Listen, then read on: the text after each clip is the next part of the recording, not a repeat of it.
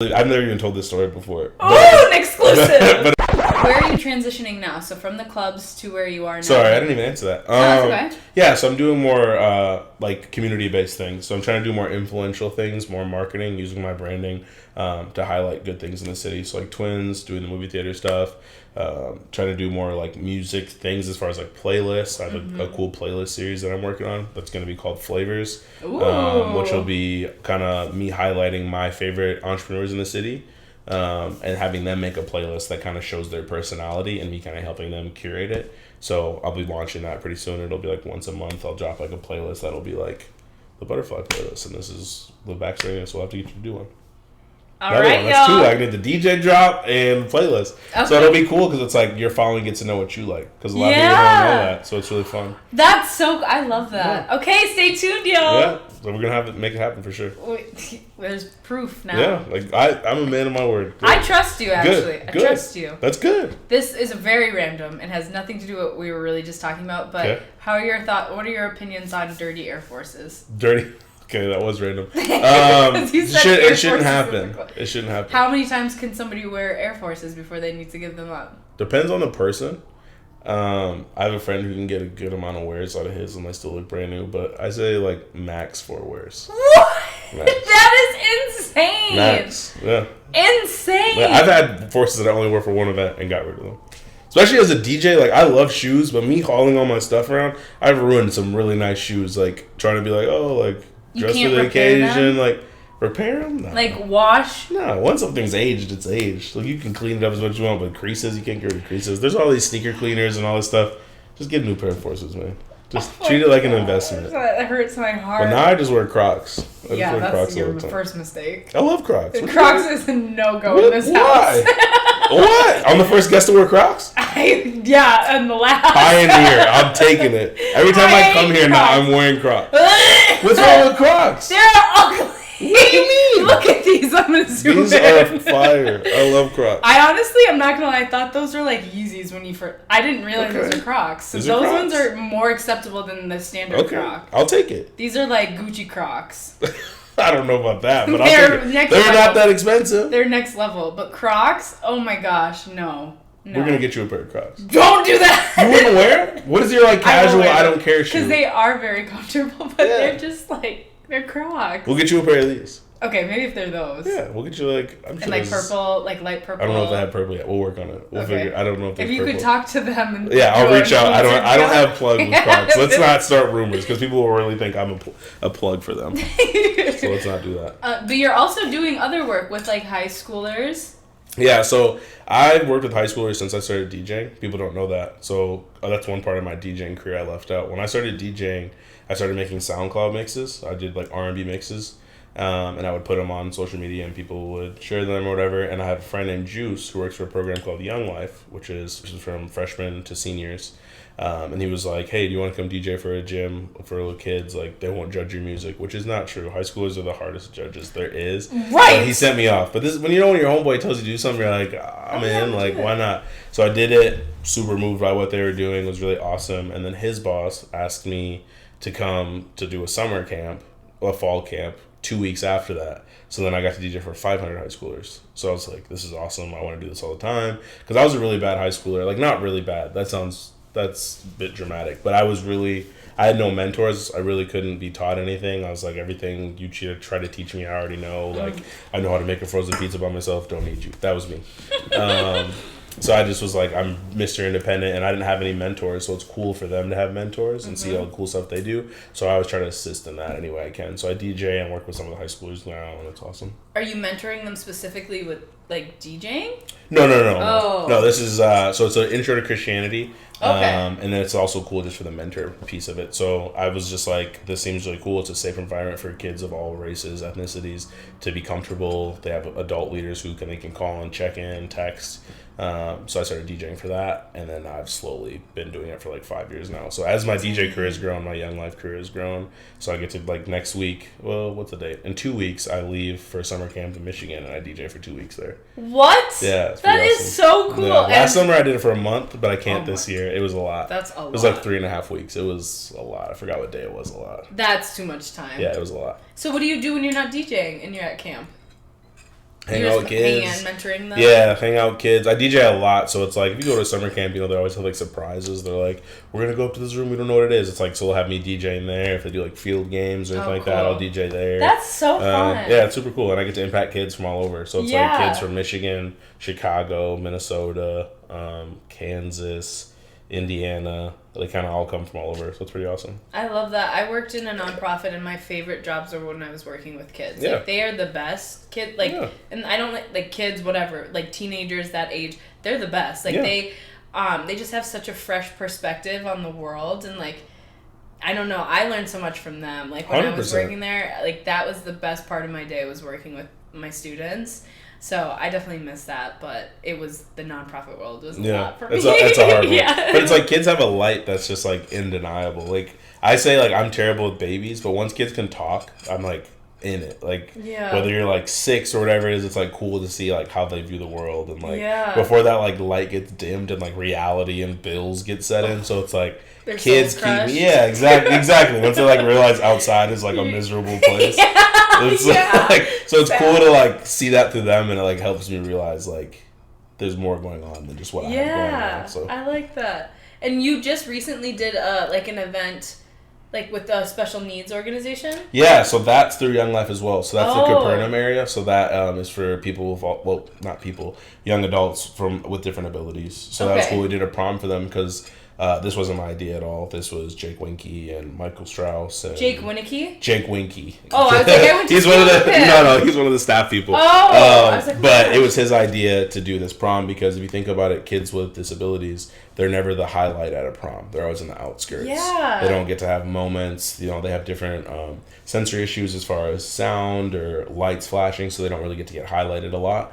So it's like, how cool would it be if they got to be the center of the dance floor and do these things? And once they pulled on my heartstrings, I was like, I can't say no. So I said, yeah, and it was awesome. And they had the best energy ever. They were asking me songs just like anybody else would. Like, it was super cool. So, yeah.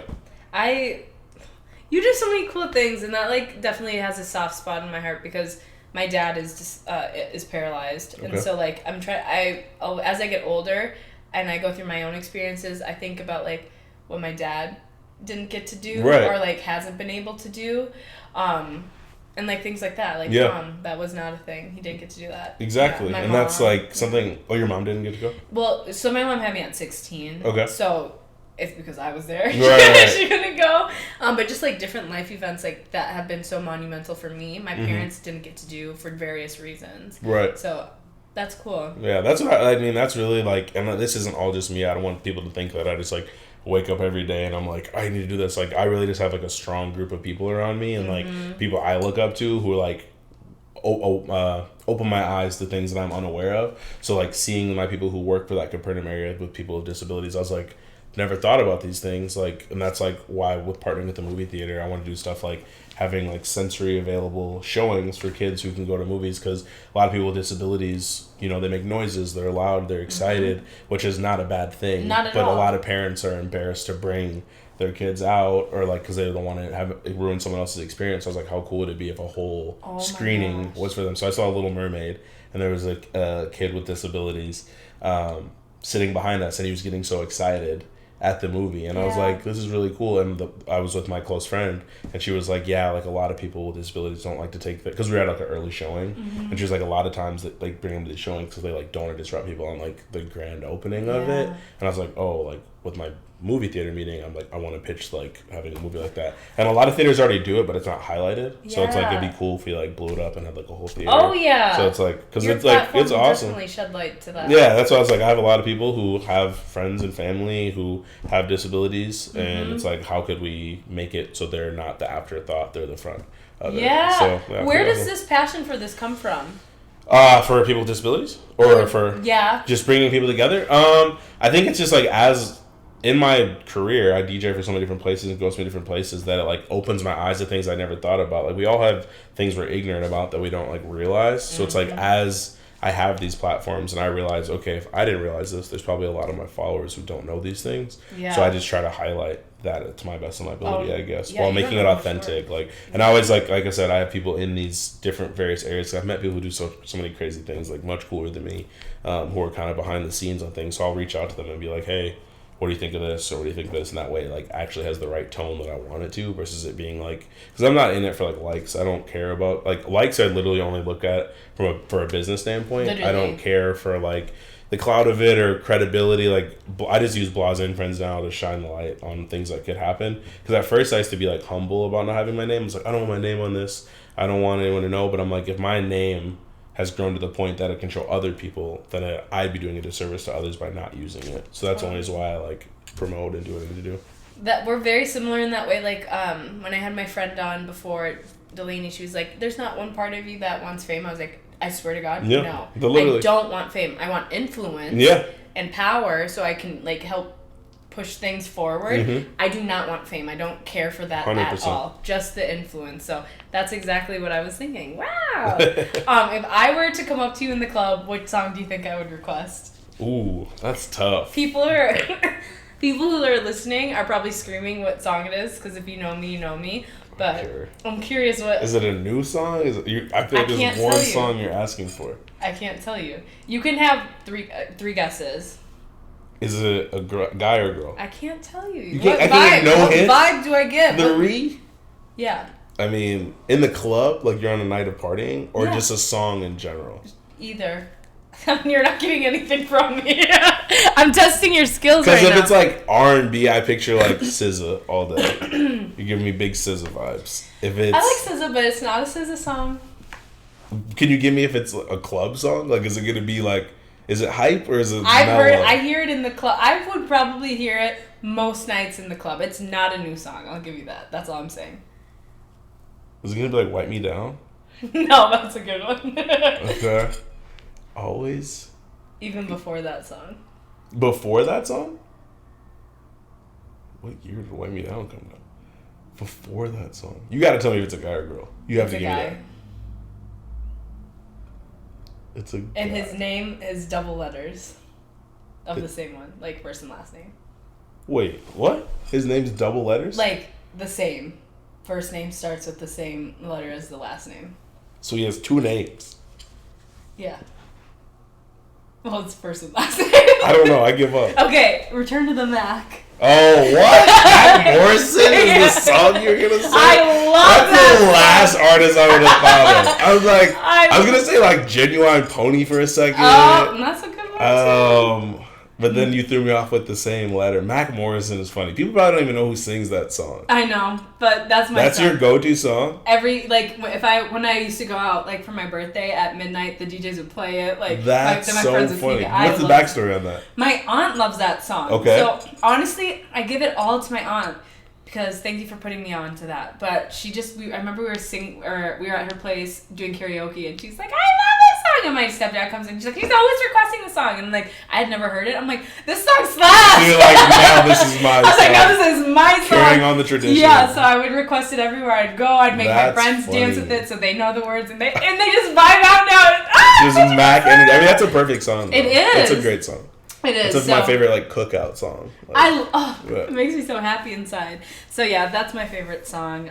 Well, now you'll never forget. I will never forget. Every time I hear the song, I'm gonna think of you now. That's what people say. 100%. They'll send me clips of them dancing. I'm like, my heart is so happy. That's funny. Next time I DJ, I'm definitely gonna send you a video with that. Yeah. 100%. I got you. I love it.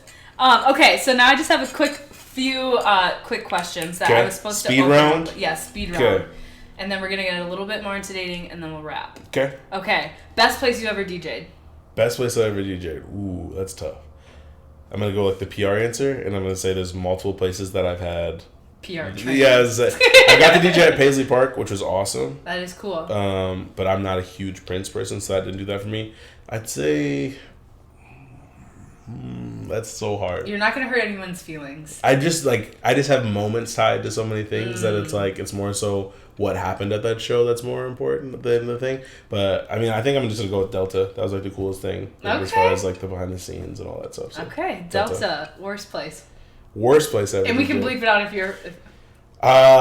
Worst place ever DJ'd. You know. It was probably like early on when I first started DJing. I mean, I hated DJing on Monarch. Really? Because of the layout? It's a weird layout, and the business was laid out really weird. So I really hated that. I DJed there for a lot when I first started DJing. That was your residency? Yeah, that was like one of the residencies I had. I was like opening up for some DJs and stuff. But I hated that. And then like I was taking like random birthday parties and stuff when I first started DJing. So like probably like the like not business entities that were asking me DJ, so like Sweet 16s and stuff. Like I had some weird stuff going on that I was like, this is like to build. So all those like private in someone's house, me bringing the speaker, like not your thing, not my thing. But like I've done some cool ones, but it's just like there's some really bad ones in there. So see that. Tie between Monarch and random. Monarch and House Party. Yeah, Monarch and House Party. Sweet 16s. Wow. Yeah. Okay, your dream venue or dream event that you'd want to DJ at? I would love to do like a festival. Yeah, just to say I did it. Roots Picnic would be awesome. Is that in Minnesota? No, that's in Philadelphia, I think. Oh. So that one's like a little more like R&B. I love R&B. If I could DJ R&B all the time, I would. Like no one's messing with me. If you ever R&B. go, I want to come to an event where you do that. I'm gonna try. I'm gonna try to figure that out because it's hard for me to partner with venues because it's like they have a following, I have a following, but then DJs take such little money that when I say my price, they're like, "Well, it's so expensive," and I'm like, "These DJs just don't love themselves. They need to charge more money. If you charge more, your worth. Exactly. I'm like, if you know your value, then we can all agree and charge. But it's like if you're 100% less than what I'm saying, it's like it's wild. So yeah, I think any like festival type vibe would be really cool. Love the DJ Timberwolves game just to be able to say I did that. Yeah, I think that's it. That's in your future next Timberwolves. season. We'll see. Next season. I like that. Speaking of existence, it is. It's next season. Okay. Have you ever DJ'd at the State Fair? No, never done that. That'd be cool. That'd be cool. Yeah, you gotta check off your Minnesota. I'm gonna have you start managing me. You have great ideas. I could do that. I do dabble in management. I've heard. You probably do better. No. With group effort. Yes, teamwork. Your tour, like, what would be a tour headliner that you'd want to DJ and open for? An artist that your dream artist. Usher would be cool. Oh, that would be especially with this little Vegas residency thing that's going on. That'd be awesome. Manifest. Yeah, manifest that up. Usher, reach out. Yeah, because I know you're listening. Yeah, say Usher. I know you're tuned in. If you're not, you need to step up your game. Exactly. Say Usher. I would love to do some like it was like a crazy trap show. I don't know who, but like Dirk or someone. Just one, just to say I did it. Just to say I did it. Well, you said my dream. Well, you said dream person to open for it. Usher. It's gonna all be R&B people. Like Usher, Beyonce would be cool. That would be amazing. Huntington Bank, she's coming. Really? Where? Huntington Bank, the U of M stadium. Oh, she's coming to Huntington Bank. Yeah. I did hear about that, but her tickets are really expensive. I saw some for like $275. Oh, it's not bad. But I saw some. Still are. Maybe they went down after the whole Taylor Swift thing. Because have you seen like that Taylor was Swift's insane. Taylor Swift's nosebleeds are like $3,000. Like I'm sorry. Nosebleeds. That's insane. I'm not a huge Swiftie. I'm not paying to even see her. I go if it's free. Yeah, that's what I was like. Taylor Swift wouldn't get my money, but I'm not her. Not my core. I'm not her core audience, so like I can't relate to any of her lyrics. Like maybe a couple, but yeah, she's making crazy money. But yeah, I think just any R&B superstar, I would love to. Okay. Like Sade, that'd be crazy. Just to say I DJ for Sade. You don't know Sade? Come on. I'm embarrassed. No. Smooth Operator. Yeah. Like, I didn't know that's who that. Okay. Yeah, I would like love to DJ at like a lounge. Like that'd be like my vibe. Like a lounge. I can see it in your own place, Blasé, and then it's like good vibes. Okay, let's talk about it. Okay, I'm in. I love that. Like I like it. We're talking about a lot of stuff like right now. Cool lighting. Yeah, like more like a speakeasy. Like if you know, you know. Like little food menu. Like real light. Like a vibe, like a datey vibe. Like that'd be a spot I would love to own. That's on the docket. Okay, we're gonna make it happen. So many plans. I love it. This is the good energy. It's the Libra energy. It is. Yeah. It is. We're vibing. I love it. Okay, last one. Most embarrassing DJ story. Embarrassing. And make it good. Like, have you ever had to poop while you're? No, never. One time, I think I got food poisoning while I was DJing. and I had to throw up. No! Really, I've never even told this story before. Oh, an exclusive! But it was funny because it was like towards the end of the night, I was like playing R&B, so like the last 30 minutes of the night, and I randomly just had this urge to like throw up, and I was like, this has never happened. So I like ran through I like speed walked through the crowd, went to the bathroom, was throwing up, but I was at a bar where it's like people were getting really, really drunk. So people were like, oh man, the DJ's like shit-faced right now. And I was like, bro, what is happening? And then, but I threw up, came back, and was good. And I still don't know what happened to this day. But I wasn't drinking that night. Like, that's why I was like, what is going on? Because I was like, I had a headache. I get migraines a lot. Oh, damn. Which is funny. I shouldn't be a DJ by any standard. Like, I don't like loud noise. I'm not a good marketing for DJing.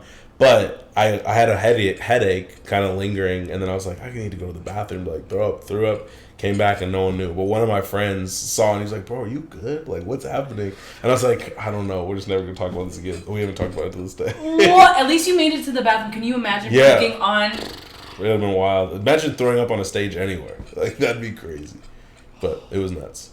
It was nuts, yeah, for that sure. Scares me even thinking. Yeah, because the thing is, when you're DJing, it's like you can't really leave. Like, if I'm DJing at a club, I can't go to the bathroom really. Like, I have a DJ friend from Chicago. Okay. And he was telling me about like a time he had to poop so bad.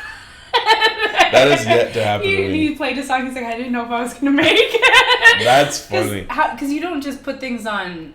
Yeah, I mean you can't queue, like right? yeah you can't really do that. There's like a couple things you can do, but it'd like be very apparent it's not a DJ. So I don't know what would happen there. But I've like had to DJ like long like barbecues and stuff where I've like had to sneak away to the bathroom real quick, but like probably like 3 minutes before the song ends. So I'll like we'll play the song and I'll think of what the next song I want to play is when I come back. So I'll like have it ready. Got you. Run to the bathroom, go to the bathroom, then come back and like catch it on like the last chorus. Yeah, we're like tied to our computers the whole time. Dang. Yeah. DJs are like the best multitaskers you could ever meet. Oh, they have to be. Yeah. So it's like sometimes I'll be like texting and people will be like, "You're not listening." I'm like, "No, I hear you. Like everything you're saying." It's like I have to do this because I'll be reading like what song I want to play next. I have to look at what people are doing, and then it's like I have to listen to my friend like so and so needs to get let in right now. So it's like I have to juggle all these things. So while like looking like I'm having fun, like I can't be like. I don't know how you do that. That's crazy. Do you go into a night with a set list? No, I try to go in like with a loose idea, but I try to read off the crowd because that like I think that's what makes a good DJ. Because if I come in there pre-prepared, say for this Delta event, if I came in pre-prepared without seeing the people, how could I relate to those people at all if I didn't try to assess what they're enjoying? Because like some people will dance to some songs, some people won't. So it's like, okay, if you like this song, like for Return to the Mac, if you like this, then it's like you'll probably like Summertime by Will Smith. You'll probably like these other probably. There's just like these various songs you could go down the list of and like but if I went into it like these are the songs I'm gonna play no matter what, then it's like I'm not giving the actual audience what they want. That's what a lot of DJs do. Like a lot of DJs, like a bad DJ plays what they like. Like they're like, these are my favorite songs no matter what anyone likes. I'm gonna listen to these 10 songs over and over and over again and you're just gonna love it. And it's like that's not really doing what you're supposed to do. We're people readers, so that's good because I would be somebody who needs a plan going into it because I get so stressed in the moment you have to be. But as you do more shows, it's like you have all the songs. Like you have I have various folders from different events. So then as you've done it, it's like okay, Return to the Mac is in this one folder, so I know I can go there, and then I'll like kind of look at it and be like okay. So it's just like constantly like there's like a sound going around on TikTok that was like people think DJing's hard, but it's really like playing Tetris on level 10 for the whole night. It's like you're constantly just like trying to make pieces fit and like not mess up the vibe. Because every person's been in a place where like a DJ plays a song you love, and then you play a song you're like, everyone gets off the floor. So it's like I try to not ever have those moments. Is That's that like the worst for you? I've never had that too bad, to be honest. I've only had one experience where I felt like I just did completely terrible in the night. And it wasn't my fault. It was a wedding. And I don't think the families had ever met, and I don't think they had liked each other. And it was like the dance floor was like no man's land. His family was over here, her family was over here. And it was like I would play a song, and it was like they were like a Hispanic family and like a white family, and like there was like a big cultural gap. So I'd like play like a Latin American song. They would come out, dance like that. I would change it to like a white song, and then they would clear the dance floor, and then they would come out. And I was like, this is the most awkward I've ever felt DJing. Like, yeah. It's like it just felt like I couldn't catch the rhythm, like of like what was happening. Yeah, it wasn't your fault. But anyway, I was like, I don't know what I could do. But for the most part, I feel like because like DJs, every song is not going to be a hit. If you go for that, you're gonna lose. You have to take risks to make people like. It's like a balance of like I'm gonna put you on to some music, but I'm also gonna play the songs you like. So typically, what I'll try to do is take like a really popular song that people are loving, and then mix in a new song, and then the transition will kind of get people to be like, oh, like Return to the Mac into this is something I never would expect. I like this, and then it like makes their ears kind of perk up. But you still have to like keep the vibe of like the music. That is so much harder than I think people realize. Yeah, and that's the thing, like, because DJs are so good at what they do, yes, that they'll be up there standing there like chilling and vibing. So people are like, oh, he just has a playlist going. Like, you know, when people walk up to me at a club and be like, hey, can you play this song? And I'm like, don't have it. Oh, can I just like hook up my like iPhone cord? I'm like, does this look like an iPhone cord just fits into it? Like, and if it did, you think I'm just gonna trust you to like your music to like do the like? It's like the weirdest Hold thing. on 1 second. Yeah, Silent. like a lot of people think we're like jukeboxes, and yes. I'm like, we're hired to make sure we can curate the night, so you don't have to. Because a lot of times people ask for a song, it's a song only they like. Like they'll literally, like people ask for a slow song in the middle of the night. I'm like, that's gonna kill the whole dance floor. Love your taste, great song. But I'm not going to play that right now. I'm never going to ask a DJ to play a song again. Don't. No one asks DJs for reque's. Because here's the thing. If it's a good song, the DJ will probably play it. If the DJ's not playing good music and you try to request it, he's probably not going to listen to you anyway, so you can't save the night. A lot of people get this like fix it thing of like, this DJ's so bad I'm going to go ask for request a bunch of songs. It's like, realistically, he's probably not going to play them, and you just pissed him off. Oh, take that from here, y'all. What other pet peeves do you have? That's probably my biggest. People asking, and I'm okay with you requesting. I would probably will say yes to even if I'm not gonna. That's fun fact. DJs are probably gonna say yes even if they're not gonna play it to get you away from us in the nicest way possible. Oh my god. Because it's like, if you told me you wanted to hear a song, I'm just going to keep saying Return to the Mac because now I know that's the one song you like. Yeah. But if you told me I want to hear Return to the Mac, I'm probably going to play that in the night if I've been playing songs that are in that element. And it's like different if it's your birthday or something. But don't request a song. If you're going to request a song, pay the DJ. Tip the DJ. That's what my mom taught me. Yeah. That's the thing. If you tip the DJ's more inclined. But don't come up there and be like, you should play this. And I'm like, it's like a face-off. Because you tip your server, why would you not tip a DJ? True. Servers rock out with way more money than DJs ever make, and it's crazy because DJs set the night. Like, they set the mood. I make the person happy and in a good mood to order more shots, and then the DJs don't get the tip out for that. But then the servers are like, "I had a great night. Everyone had so much fun." Like, yeah, you're welcome. And I'm like, "Yeah, you're welcome. You made like twice what I make in this club off of you looking cute and pouring a couple drinks. Like, I could make a vodka soda 10 times. I'm gonna go make it. Yeah, and I'm not saying, like, bartenders work hard. Yeah. I'm not saying, like, there's other things that go into it. But it's, like, equal. Everyone should be equal. Equal like, pay. I think DJ should get a percentage of bars at places. Like, that happens with some promoters, but some places don't feel the need of it. But I'm like, if it's a good DJ, then you want this person to come back because it's the longevity of the night. People are going to be like, oh, I had a great time this night. I want to go back next Friday to see Blasé or whatever DJ it is because I know I'm going to get, like, a good time. Yeah. So, you're the brand. Exactly. I tell everyone, I'm like, like, the DJ's name should be outside of the club because that's really what you're going for. Like, and I'm not even, like, my name. I'm just saying in general, like, people should promote the DJs because followers who go to these places don't realize what DJ they heard. So they like are on this hunt to find a DJ that they're like, there was this DJ I came here 2 months ago and they played this song and this, and the owner's like, I don't know who you're talking about. Like, who is that? You know, because they're just there every night, so they're kind of just doing the same thing. So yeah, DJs need to get promoted more and they need to get paid more. DJ Rights. You're gonna start. You're gonna start a DJ union or something. There isn't one. I'm assuming. I mean, there is. I haven't been invited. That's for sure. You should be the president. Yeah, I try to fight for all DJs. Like, a lot of DJs think I have this like stigma of being too cool that we kind of like talked about earlier, but it's like I just love myself enough to not take low pay. Yeah. And I will tell, like, I'll ask. I'll be like, this is why DJs need to pay more. So I always hope, even if the venue doesn't book me, that I hope in my mind someone's gotten a raise somewhere in it. I don't know if that's true, but I try to hope for it. I'm like, I'll say what other people won't because I'm not scared of like getting turned down. And I'd you've rather already seen like when you do speak up for yourself, what happens. Yeah, this quick round isn't very quick. That's my fault. That's okay. That was we were done with that part, so we're good. Dating. I'm sweating. So single. Single. Very single. Very single, ladies. I'm only in love with my computer. I actually have somebody who's interested in you. Me? Oh gosh. Yeah. I know this person? I don't know, but when I said I was going or having you as a guest, their eyes lit up and I won't say it. This is in person? Yes, this is in person. Wow. Their eyes lit up and they were like, oh my gosh, and like they actually wanted to come while I was recording, but I'm like, I'm gonna get nervous. Don't do that. That's funny. So after the I'm glad you didn't do that, first of all. No matter who it is, I just would be like looking over your shoulder the whole time. Oh, like, a real love connection. I don't know. Don't get your hopes up. Yeah. Nobody get their hopes up. What are some things you look for in a partner? In a partner, supportive. They have to be supportive of me. They have to have a sense of humor. They have to be passionate about whatever it is they do, kind of what we talked about earlier. They have to know to, like, loosen up sometimes. They can't always be, like, tightly wound. I don't think I would want them to be too big on social media. Why you say that? Because social media is, like, a very toxic place. And if if they have, like, a business that they're, like, into on social media, that's fine.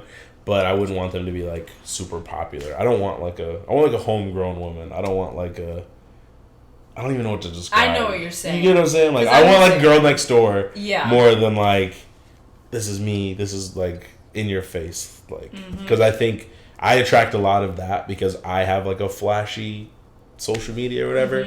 But I'm not like that. Like, now that you've met me, I'm probably way different than what you thought. You're very laid back. Very But chill. I don't know if I thought that you weren't based off your social media, I guess. That makes sense. Yeah. But your lifestyle. Yeah. I think people think I'm, like, always doing something. Yeah. And I'm, like, really not that way in that sense. What else? Beautiful, obviously. Check. Gotta have that. Gotta have beauty. I'm really over here looking at this guy, like, trying to figure out what I'm gonna say. Like, answers come to me. Consistency is like a big thing. Whatever they do, I want them to be consistent. It's like, if you're gonna love me strong in the beginning, love me the same in the middle and the end, whatever it is. Like, and that's obviously, like, both ways. Anything I expect, I also bring. Like, that's like big thing for me. Family oriented. I think they have to be really family oriented. That's a big thing. They have to care about others. They need to have really good friendships. Like, I judge someone off their friendships. Like, if you're just, like, always falling off with your best friends, I'm like, you gotta be issues somewhere in there. There's a common denominator. Yeah, exactly. If you're, like, constantly in, like, drama with a homegirl and, like, it's always, like, this person's fault, and I'm like, all right, there's, like, something I'm not getting here. I think that's a gist of it. I'm sure I could keep going. No, those were good ones. Those were solid ones. Yeah. So it sounds just like a good human being is what you're looking for. Yeah, I'm pretty simple. I'm pretty basic. Like, they don't have to be a certain height or anything like that. I'm not into that. Oh, like, okay. Because I'm not into that. Like, it's just like every person I've dated is, like, always so different from the last. Like, I'm just. Do you have anyone that, like, or any turn-offs, any red flags, anything like that? Like, if I see that, I'm running away. Like, maybe, like, someone with 10K followers on Instagram. I mean, I wouldn't run away from that. I just don't think I would, like, reach out to them. Like, I would have to meet them, like, pretty organically and be like, oh, this person's dope. Oh, you have 10,000 followers. You can't be like, she bomb and she has 10,000 followers. Like, I don't care about that. What was your question? I'm sorry. The red flag. Any red flags or turn-offs? Really loud. I hate loud. Like, I hate I hate yelling. I never yell. I'm very mellow. Like, I have a very sharp tongue, so, like, I can dish it back. Oh. But I can talk in the same tone the whole time. I can't see you getting like that. I don't. Very rarely do you have a sharp tongue then? Because I cannot. Oh, you can't see me like. Yeah. I'm very sarcastic. So, like, if I'm dating a girl and she's, like, flipping out on me, like, I'll just throw little jabs, but not, like, anything big. But I'll be very unfazed. Like, I'll look at you just like this and be like, Are you done? I know, I do that. It's a Libra thing. Yeah, it triggers people, and then sometimes I get to a point where it pisses me off, and then I snap. Yeah, but it takes a lot to get to that, and then you're like, "Why did you make me do this? Like, I didn't want to be this person." No, look at me. Yeah, you're like, "Nah, I'm pissed, and I didn't even care about what this original started." We're all about balance. Like, we just want balance. That's what I'm saying. And if you can't balance it out, that's your problem. If you exactly. It's like I didn't. Yeah. I'm very level-headed. So loud. That's a big one. Constantly in drama. That's a big one. Mm-hmm. Let me think what things I don't like. Not being able to communicate. That's a big one. Like if you're constantly like saying you're mad about something but can't like articulate what you're mad about, then it's really hard for me to take you serious. What else? There was another one I was just thinking of. Making like a lot of excuses. Like if you are working towards something, I'm the person that's gonna like hold you accountable to the point that you're gonna be annoyed. But it's like it's because I love and care for you, so I would do that same thing with people I care about. So if you're constantly like I should be doing this, and you haven't made any like steps towards it, and I've also tried to help you in that, then it's like I can't take you serious because you don't take yourself serious. I can definitely relate to that, and I also need that accountability partner. So. Yeah, exactly. Exactly. Anything else? I think that's it. Okay, those are good ones. I'm sure there's more. I just can't think of them. I know, it's so hard for me to, like, rattle a list off. Yeah, like, I can think of them when they come up. When they happen, you're like, I hate that. Like, me and Jawan were talking about the butt crack when a guy gets out of the car and his butt crack is What? What was y'all talking about on the episode? Maybe I didn't see the whole thing. It was like icks. And that was one of them. What are yours? My red flags are icks. Icks, yeah. That's one of them. That's happened to you? A guy's got out of his car and his butt crack was showing? Okay, that's my dad who his butt crack's always out. But I've seen it like Parents get a pass. I'm not looking at my dad that way, but like that his butt crack's always out. So if a guy would do that, I'd be like, stop! Cut it out. Put your butt crack away. I know like my dad right now. I just saw a recent one when it was a guy riding a bike. No way. But he was like sitting up all proper, and they were like, the girlfriend was like, "This is the nastiest thing I've ever seen him do." So I was like, I could see that being an ick. Y'all are riding a bike. Just riding a bike. You look. Yeah, you and Jawan's episode. Y'all talked about a man chasing after a bus. Yeah, right? Don't chase after a bus. What if he's a working man? Get a watch and plan your.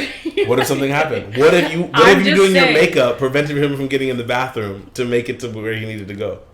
Well, you should have planned that. I was going to do my makeup. What? That's so toxic. I'm just kidding. All I'm saying is, like, you can run for your bus. I respect it. Be there. But you can't run. So but I'm not going to be attracted to you anymore. You can run to a bus. Just don't think you're running back here. Exactly. You don't think I'm going to stick with you. No buses. Okay. Other red flags. I'm really, as I get older, I'm really big on inconsistency. Yeah. I don't like it. Like, it makes me feel very unstable. I'm somebody who, like we kind of talked about, I'm a chameleon. I can work with whatever. I can match your energy. I'm all for that. Like, but do not call me every day, send me all these good mornings, and then one day just stop doing that stuff. Right. That's why I was like, that's not consistent, and then it makes me feel like something's off. Right. And yeah, I don't like that. So just be consistent with whatever you're doing. Sure. Love that.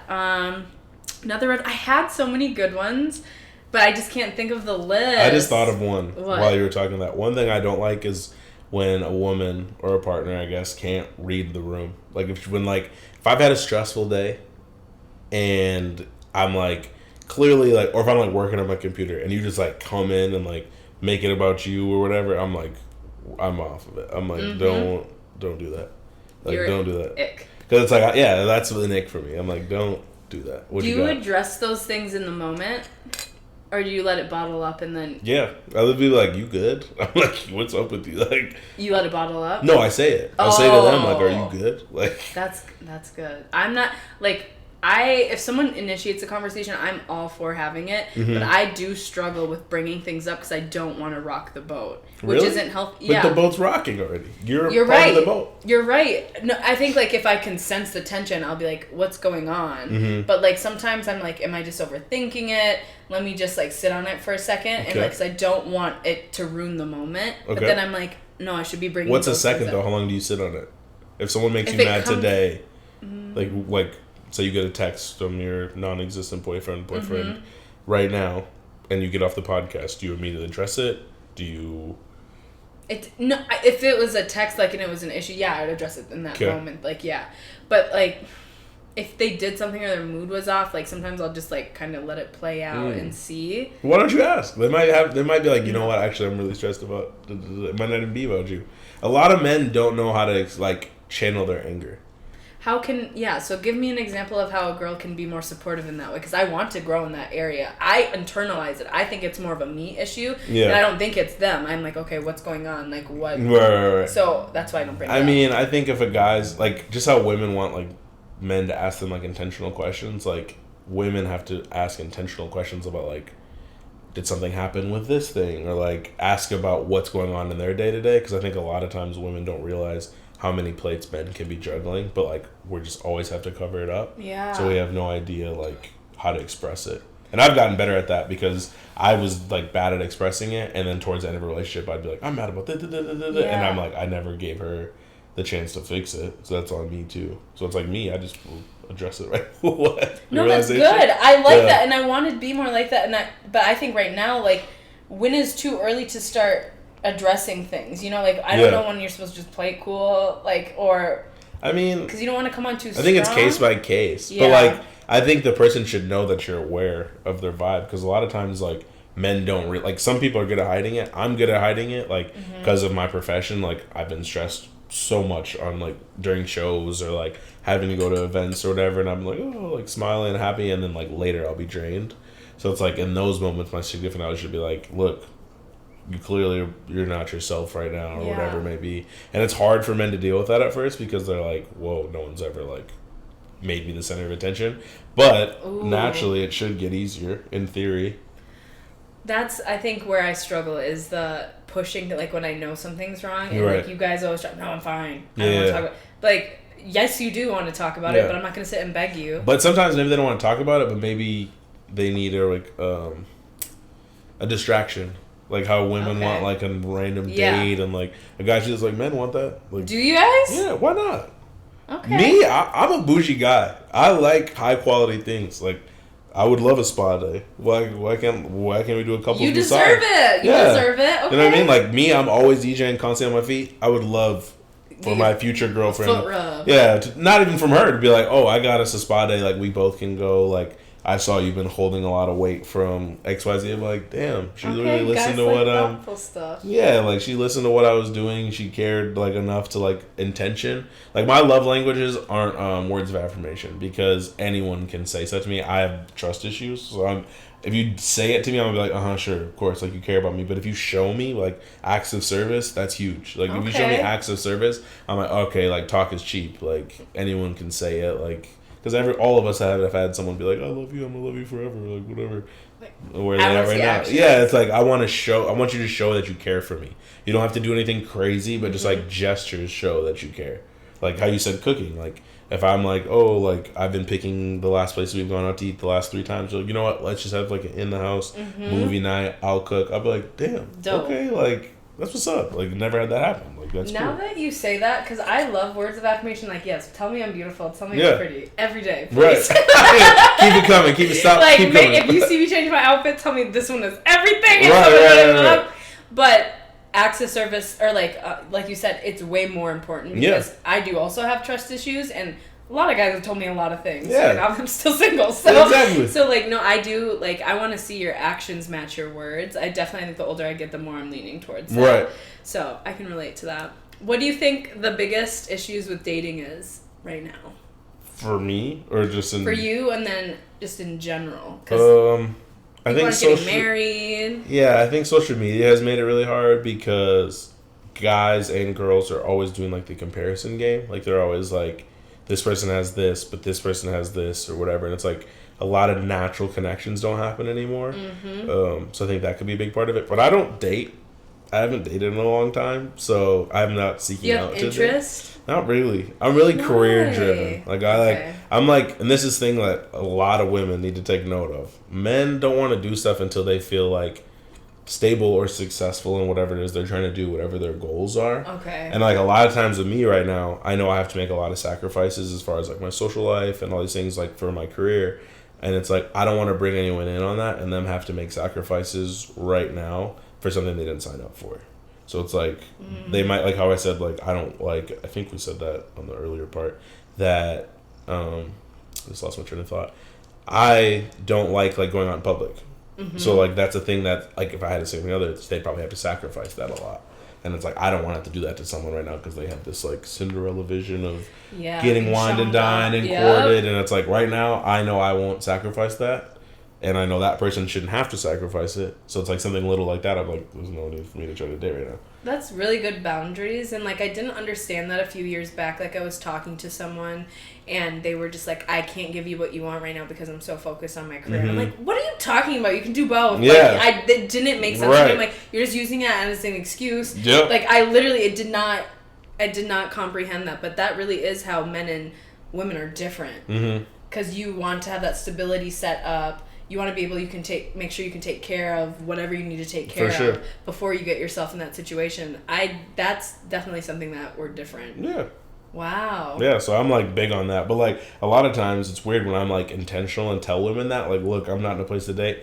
They start doing the like, oh, you must have a girlfriend thing. Mm-hmm. But if I just like have like a flirty conversation with a girl here and there, it's like they'll stay way longer. It's the weirdest thing ever. I'm like, yeah, we don't know what we're doing. Sorry. Y'all need to figure it out. Y'all be confusing me. We're trying. Yeah, y'all be confusing me. What else do you think? About what? About dating. Social media is a huge one. Everyone social media is really tough. I think a lot of people date because they're bored versus dating to meet like someone they actually like get along. Because the goal is to like date your best friend in a way, like absolutely. Because dating is a friendship, just with different benefits of things. Yeah. But like for the most part, I think people are just like they don't know what they want, and it's like me doing that like internal work of being alone. I started learning what I like versus a lot of men and women. They'll be single for like a month, and they're like, I need to get in a relationship. So then it's like they're still carrying that last relationship into the next relationship and all those traumas and triggers, and then they like project it onto that partner, and then it's just like a never-ending cycle of like people hurting people type thing. You gotta take a break in between relationships, even if it's just a situationship. How long do you think it should be? I heard a fun stat about this. It depends on how long the relationship is, and I mean it doesn't also have to, because like you could date someone for 10 years and like have been dragging it out for so long you knew you were done, and like once it was done you're done. Right. It depends, but I do think like obviously the longer the situation was, the longer you're gonna need to heal and unpack some stuff, and even if it was a quick one, sometimes it's gonna take longer because it uncovered something in you that like, you still got to do work on. But I am someone who I really learned through experience. So like every relationship I learned from, I've been in, I've learned from it, and like what I like, what I don't like, and it has helped me develop my standards. For sure. Yeah. I heard a stat from someone that said you should be single for half of the amount the relationship was. So if you were in a relationship for a year, it should take you 6 months to heal from it. How do you feel about that? I think that's like a good goalpost, but that's insane. Like, I'm sorry, I'm thinking of someone. If I was in a 2-year relationship, I'm not taking a year off. Why not? Why? Because you've been tied down for 2 years. I might want to. Yeah. But like, I'm definitely a relationship-driven type of person. Okay. And I've been single for a while, like a few relationships sprinkled in, but I've been single for the past like 4 or 5 years. Okay. So like, I can be single, but I prefer to be in a relationship. But why? You're thriving right now, single? I am thriving, but I love the idea of sharing my life with someone, like having a best friend to like go to with everything and like help build their life, like, and help push each other forward with the understanding that we're both in this together, and like we're just gonna go through this life together. Like, I want someone like that. So I like relationships. I mean, I have my best friends, I have my sisters, I have my people that I also share those things with, but I don't know. I'm very much a lover girl. Just like, it's different. Yeah, I love to be in relationships if it's right. I will get out of one so quick. Okay. Now. How long does it take you to realize if it's right or not? Like, I guess it's case by case, but. I'll figure something will give me like the ick or like the oh my god, this is not right, and then I'll tell them, and then I'll give them a chance for it to change. Okay. People think. How long do you give them a chance to change? A few conversations. Okay. Like if you keep doing the same things, like this one guy. He was the worst communicator. And I would tell him, I'm like, you suck at communicating. In what sense? Like, he was like... Well, be texting, and he'll ask me a question, I'll answer it, I'll ask him a question, completely ignores everything I say, and just switches the subject. And it was every time. And that's just one example. And I'm like, you know you do this, right? He's like, no, I don't, blah, blah, blah. I'm like, yes, you do. He's like, okay, I'll work on it. Continue to happen. Okay. Months go in between. He reaches out again and does the same thing. I'm like, I see your communication pattern hasn't switched. And he's like, because there's nothing wrong with it. Yeah, we're not meant for each other. So it's like, I gave you opportunities. Yeah, he sounds like he has a big ego. If you're watching. I don't know you, bro. I don't know. I do. I'm just going off this story. But yeah. Wait, he's a subscriber still? You think he's watching? Probably. Shout out to you, man. Shout out to you. Men love what they can't have. They love a challenge. So, like, a lot of women, when you curve a man, it's like that will make him go more for, like, the thrill, like the challenge. Like, men are competitive in nature, so they love the challenge of it. That's why we see men who, like, send some girls 50 DMs with no reply because he thinks that next one is gonna just hit. Like, this one, I figured out the proper wording, I figured out everything. But then that person might have a girl who's trying to talk to him, and he's like, like, you'll be around, I'm gonna go for this, and I might come back for that later. That makes sense. So how do you feel about if a girl sleeps with a guy on the first date? Do you think that man could still take her seriously and, like, it can move places, or do you think, all right, I got you? No, I mean, I think it's, again, case by case. Some guys went on the date only for that, but I mean, there's cases where you hit it off and you're like romantically just like butterflies all over and like whatever, and it just happens. And that's what I've been hearing. It's just case by case. Yeah, I think it's case by case, but there's situations where it's like you can tell. Y'all shouldn't have gone on a date and just linked. Like you know, like y'all both knew what you wanted, and y'all both knew why you were here. There was no need to spend the $80 on the meal. A lot of people just like, and I think this happens with the women a lot. A lot of women think they need to have a date to be sexually active so that like they can justify why they did it. But it's like, own your sexuality. That's what you want to do. That's how I feel, and I think all women should own that. But you know how society is. And that's the hard thing. Like, the women that are, like, actively doing it, they get judgment. They get, like, smut on their name a little bit about that, but... I like that. Nice perspective. Yeah. I bet a lot of women like that in my profession. That's why I'm like, I'm not looking for that right now, but, like, I respect that, like, you're owning that. Because there's women who have straight up just said it. Like, this is what I want. You don't have to take me on a date. You don't have to do any of this. This is just what I want. I'm like... Good for them. I'm like, I'm good, but I appreciate you. I'll keep you in mind. I'm honored by the ask, but I'm good right now. Do you have any questions for me? Where do you see this podcast going? Like, what's your... Worldwide. Worldwide? Is that I'm going worldwide with this, and I'm having conversations with all across the globe with all different types of people, sharing stories, sharing different walks of life, connecting the world through a podcast. That's where this is going. What made you pick podcasts? Like, what made you be like, I'm going to start a podcast? Well, I originally wanted a YouTube because when I was growing up, I would run to YouTube for advice to find people that I could relate to. And so with YouTube, I was like, okay, I like it, but I didn't really want to be on camera. So then I was like, let me do a podcast. Wait, you wanted to be on YouTube, but you don't want to be on camera? No, once I got to the point to actually do it, I was like, actually, I don't want to have to get ready and do all this all the time just to put out content. So then I switched. I was like, oh my god, podcasting. Then I can tell my story. I enjoy talking. I do it a lot, and I like talking about my story and sharing my journey. And I was like, a podcast is perfect. Yeah. And then people are like, get on video. And so I was going to say, it's funny, the irony. I don't even care when people are like, we want to watch. So now I'm back on it. And I don't mind it now because I've just kind of released the pressure of looking a certain type of way. I just am myself. I show up and that's all I can do. Live in your glow. Exactly. And so now I'm starting to do vlogs too, so I can get another perspective of my life and kind of showing the ins and outs of the podcasting and my business and what I do and just another perspective. So I love that. Yeah, all of that. I a talk show one day would be super cool. I'm into those let's play games and da. That would be really cool.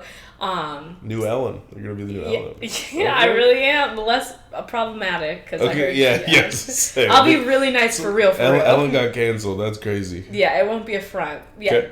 So that's where I would love for this to go. I think that would just be really cool. I think Alex Cooper from Call Her Daddy really inspired me. At first it started off as a super sex focused thing and it's how she got her start, but she's been really pivoting into more of the stuff that I talk about, and I think she was super inspirational.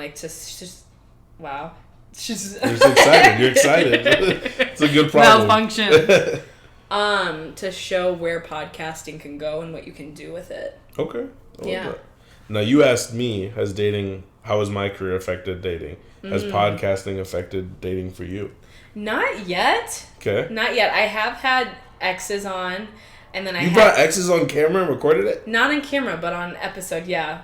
What? Yeah, it was a really good episode. And you, made it known that this was an ex? Oh, yeah, we talked about our relationship and our whole downfall, and, I cried on it. It was very therapeutic. What? Yeah. What made you want to do this? Because I wanted to... This was in the beginning stages of the podcast when I... and I'm still there, but, I really wanted to document, really monumental moments in my life that, changed me. That relationship that really affected me was my college one, so it was my first real one. First real love. Where you really, real love. I had one in high school, but that was different. High school relationships don't count. It's different, yeah. This was that was my first thing, and it was a really tough one to get past.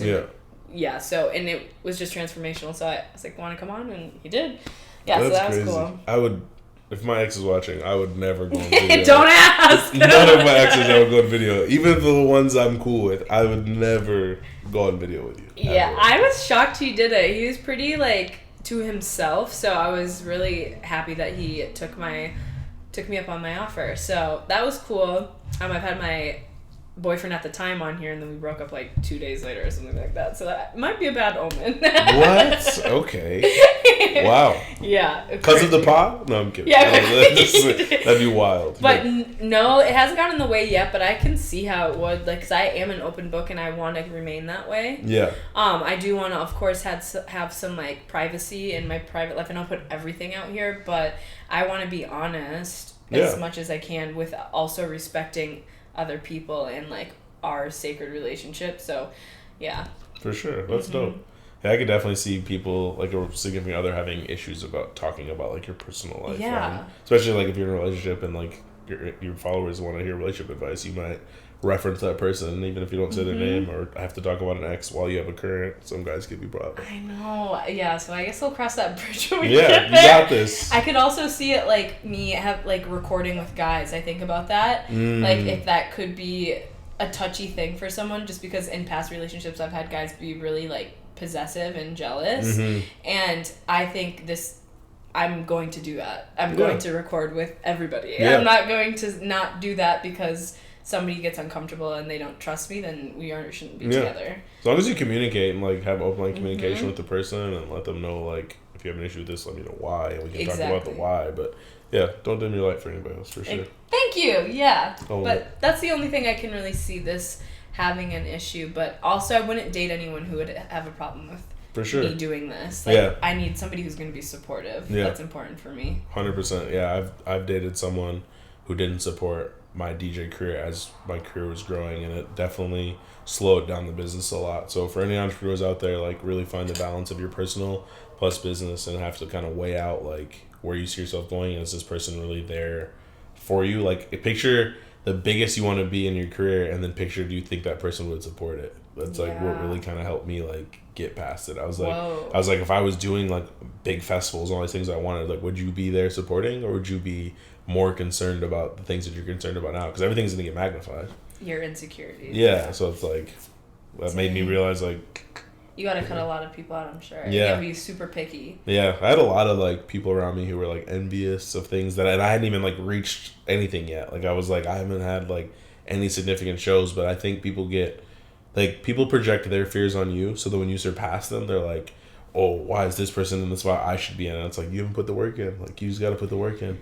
That, and that's exactly it. And you're living your dreams, and they wish they could be. Yeah. And it makes people uncomfortable, and it's easier to project it onto you instead of deal with that internal battle with yourself, that you're really the only one holding yourself back from any of your dreams. I'm 100% a believer of you can achieve anything you want. 100%. You just have to put your mind to it and do it, and it doesn't mean it's going to be easy. You're going to have obstacles. I struggle with motivation all the time, but I know the goal, and I know I just got to be 1% better each day to get there. 100%. So, yeah, anyone can do it.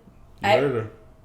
It's possible. Never. Sorry, you were going to say something. Nope, but all I was going to say is people think they can get successful without sacrifice. You have to have sacrifice in something, whatever that may be. Like your personal life might have sacrifices, your family dynamic might change a little bit, but whatever you're chasing at, whether it's you want to get this promotion at your job, whether you want to be able to travel more, there's always repercussions to everything. So you just have to like take that with a grain of salt. Ooh. So. I can't wait till I get to the point where I can like breathe for a second. Yeah. Because I will definitely spill all the tea on all the sacrifices I've made to even get to this point. Like life is not easy. People think this is all rainbows and butterflies. Oh, you're chasing your dreams. You're doing this.